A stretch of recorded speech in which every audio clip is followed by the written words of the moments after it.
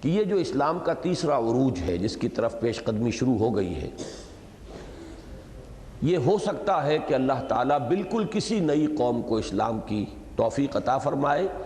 اور اسی کی وہ نیسنٹ پوٹینشل جو ہے اس کے اندر موجود ہو اور اس کے ذریعے سے یہ غلبہ اسلام کی منزل جو ہے وہاں تک ہم پہنچے۔ لیکن اگر جو ایگزسٹنگ نیشنز ہیں، مسلم نیشنز جو اس وقت کی ہیں موجود الوقت، ان میں سے بظاہر یہ معلوم ہوتا ہے کہ جو بھی فطرت کے اشارات ہیں، اور تقریباً 400 سال کی تاریخ جو ہماری ہے، الف ثانی دوسرا 1000 سال، اس میں اشارات ہیں کہ شاید اس خطے سے اللہ تعالیٰ کو کوئی خاص کام لینا مقصود ہے۔ حضرت مجدد الف ثانی، پھر شاہ ولی اللہ دہلوی، پھر تحریک شہیدین، پھر 14ویں صدی میں حضرت شیخ الہند مولانا ابوالکلام آزاد، مولانا ابوالعلا مودودی، علامہ اقبال جیسی شخصیت، مولانا الیاس صاحب رحمہ اللہ، یہ شخصیتیں ایسی ہیں کہ ان کے پائے کی اور ان کے برابر کی شخصیتیں جو ہیں، کہا جا سکتا ہے مولانا مودودی کا کاؤنٹر پارٹ تو پھر بھی شیخ حسن البنا شہید کو قرار دیا جا سکتا ہے، اگرچہ وہاں بھی فکر نہیں تھا، جوش اور جذبہ زیادہ تھا، لیکن یہ ہے کہ فکر کا پہلو جو ہے وہ اتنا نمایاں نہیں تھا۔ لیکن باقی ان شخصیتوں کا تو کوئی بھی یوں آپ سمجھئے کہ کاؤنٹر پارٹ جو ہے پورے عالم اسلام میں کوئی نظر نہیں آتا۔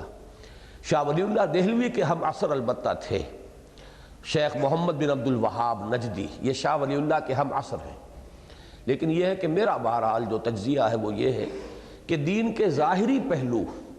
اور تعبدی پہلو اور اعتقادی پہلو اس کے معاملے میں ان کی خدمات بہت ہیں، عقیدے کی تصحیح، توحید کی طرف لوگوں کو دعوت، بدعات اور رسومات سے بچانے کی، لیکن یہ ہے کہ دین کا حکمت کا پہلو جو ہے اس سے انہیں کوئی مناسبت ہی نہیں تھی۔ اللہ تعالیٰ نے مزاج بنائے ہیں، ان کی کوئی مناسبت حکمت اور فلسفے سے نہیں تھی۔ اس اعتبار سے شاہ ولی اللہ دہلوی کا وہ کسی درجے میں بھی کاؤنٹر پارٹ نہیں بنتے۔ وہ مقام جو شاہ ولی اللہ دہلوی کا ہے وہ شیخ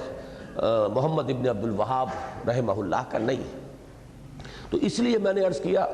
کہ پہلا جو گوشہ تھا قومی تحریکوں کا، تحریک آزادی، اس میں بھی یہ پاکستان کی تحریک ممیز ہے پوری دنیا میں کہ یہاں اسلام کا نعرہ لگا، اسلام کو انووک کیا گیا، گویا کہ پاکستان ابن اسلام ہے، یہ اسلام کے کوکھ سے برآمد ہوا ہے، یہ دنیا میں کسی دوسرے ملک کا معاملہ نہیں ہے۔ یہی معاملہ یہاں کہہ رہا ہوں کہ واقعہ یہ ہے کہ اس پہلو سے بھی بر صغیر ہند و پاک کو پورے عالم اسلام میں ایک امتیازی مقام حاصل ہے۔ یہ آپ کو معلوم ہوگا کہ میں بر صغیر کی اب اصلاح کر چکا ہوں، بر عظیم۔ یہ ہمارے لاہور ہی کے پروفیسر اسلم صاحب ہیں، مولانا سعید احمد اکبر آبادی کے داماد، انہوں نے یہ بات کہی ہے اور مجھے صحیح معلوم ہوئی کہ بر صغیر کہنا درست نہیں ہے، بر اعظم کے بعد عظیم کا درجہ آئے گا۔ بر اعظم ایشیا اور یہ جو ہے انڈین سب کانٹیننٹ، تو یہ بر عظیم ہے۔ بر صغیر تو کسی چھوٹے سے قطع ارضی کو بھی کہہ دیا جائے گا، تو یہ ہمارے ہاں ایک مس نومر چلا ہے۔ اب میری تحریروں میں اور تقریروں میں آپ بر صغیر نہیں بلکہ بر عظیم کے الفاظ پائیں گے۔